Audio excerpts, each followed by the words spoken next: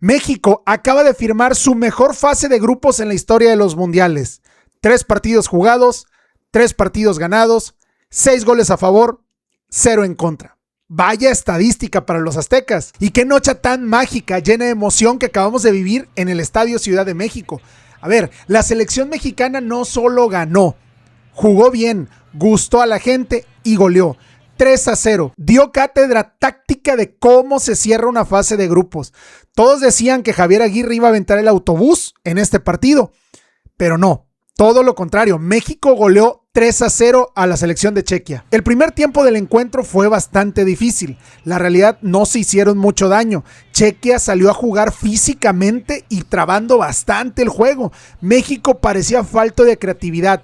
Parecía que le faltaba el valor para terminar las jugadas. Los mexicanos tuvieron muchas jugadas en las que no supieron definir, no supieron tirar al arco. Faltaba terminar esa jugada que tanto trabajo estaba costando llegar al área Chequia. Así terminó el primer tiempo, 0-0. Muchos decían que México estaba firmando el empate, que no quería meterse en problemas, y ya con el primer lugar del grupo asegurado, definitivamente parecía que México cerraba el trámite del partido, pero estábamos muy equivocados. Al minuto 55 llegó el primero de la noche, un verdadero golazo tras una jugada de Luis Romo que jamás dio por perdida la pelota, dio un pase milimétrico a Mateo Chávez que corrió más de 40 metros para llegar, cruzar el disparo y anotar el primero para la selección azteca. Y el segundo no se hizo esperar mucho. Al minuto 61, Julián Quiñones aprovechó un rebote en el área para marcar el segundo de la selección mexicana. Pero lo que hay que destacar de este gol es que demuestra el gran desdoble físico que tiene México. No es una mentira que la altura de jugar en el Estadio Ciudad de México a más de 1500 metros sobre el nivel del mar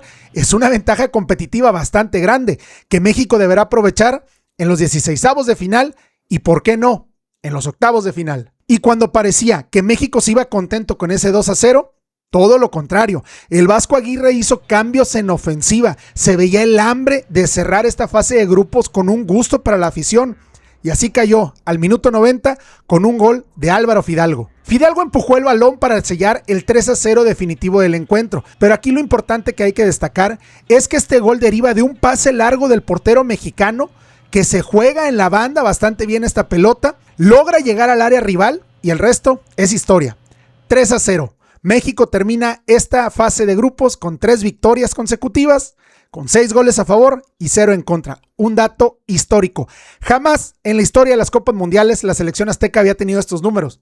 Hoy podemos decir que México se ve firme. La afición estaba feliz, cantaban el cielito lindo y definitivamente aplaudían todo lo que hiciera la selección mexicana. Pero de esta goliza solo existe un responsable, Gilberto Mora. ¡Qué pantalones de este muchacho! A ver, ser el jugador más joven de esta Copa del Mundo, con 17 años, y darte un partido como el que hiciste hoy, definitivamente, el Vasco Aguirre lo tiene que poner de titular. Demostró visión de campo de élite. Gilberto Mora no le pesó para nada la playera de la selección mexicana en el Azteca. Jugó como nos tiene acostumbrado a jugar en Tijuana y como jugó la Copa Oro pasada.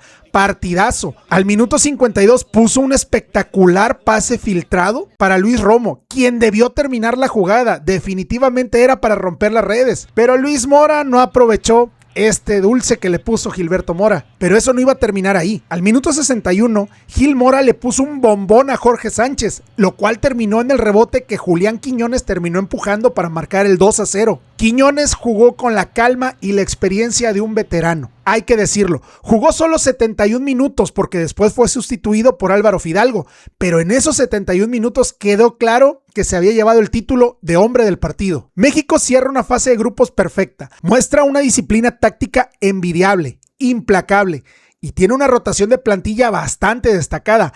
A ver, como dato nada más, de los 26 convocados, 25 han tenido minutos en esta Copa del Mundo. Solamente Acevedo, que es el tercer portero, no ha tenido minutos. Una verdadera locura cómo Javier Aguirre se ha encargado de rotar esta selección para llenarla de frescura. El planteamiento inicial con una selección alterna parecía que solo estaba buscando el empate. Qué equivocados estábamos. México dominó el partido. tuvo la posesión de la pelota, le quitó el balón a una selección europea que prioriza mucho el juego físico. Sin embargo, el primer tiempo fue bastante difícil. El equipo checo tuvo ocasiones de peligro y sinceramente la selección mexicana se veía un poco nerviosa, sin capacidad de concretar las jugadas. Jugadores como Luis Romo pecaron de confianza y lejos de disparar en esa última jugada buscaban un último pase que no tenía sentido. Lo que necesita México es concretar los partidos rápidos. Si tienen oportunidades en el primer tiempo, matar, sobre todo en esta fase de eliminación directa donde los juegos son matar o morir. La selección chequia intentó jugar a través del juego físico. Casi todos los balones iban a su delantero Tomas Chori, que mide casi 2 metros. Se buscaron saltar las líneas, no jugaron mucho por la media cancha y buscaban brincar la saga con un pelotazo largo. Sin embargo, aquí hay algo que destacar. A pesar de que el promedio de altura de la selección chequia era mucho mayor que la selección mexicana, los aztecas no se vieron nada mal en defensa. Sí hubo cierto nerviosismo en varios momentos del partido. Hubo un disparo que puso bastante nerviosos a los aficionados, pero que el Tala Rangel resolvió tranquilamente. Sin embargo, los chequios no pudieron concretar estas jugadas ofensivas y quedaron eliminados desafortunadamente de este Mundial de Norteamérica 2026.